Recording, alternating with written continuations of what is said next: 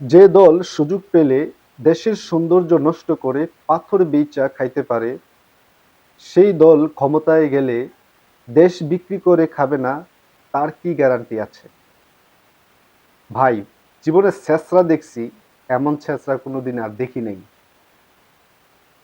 সকল মানুষকে আমি দাওয়াত দিব, আপনারা এই আসন্ন জাতীয় সংসদ নির্বাচনে মুরাদনগর মাটি এবং মানুষের জনগণের অরিজিনাল নেতা যিনি ইউসুফ হাকিম সোহেল ভাই, তিনাকে পাশ করাবেন, জয়যুক্ত করাবেন। তাহলে সকলে মিলেমিশে ভালোভাবে সুন্দরভাবে থাকতে পারবেন। শান্তি শৃঙ্খলা বজায় থাকবে। কেন? তিনি একজন ইসলামপন্থী লোক, কোরআনওয়ালা লোক। তিনি কোরআনকে ধারণ করে এবং সমাজের মধ্যে শান্তি বয়ে আনুক এমন কার্যক্রম তিনি করবেন।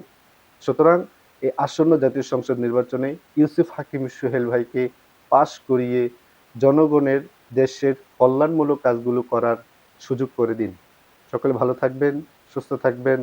আল্লাহ হাফেজ।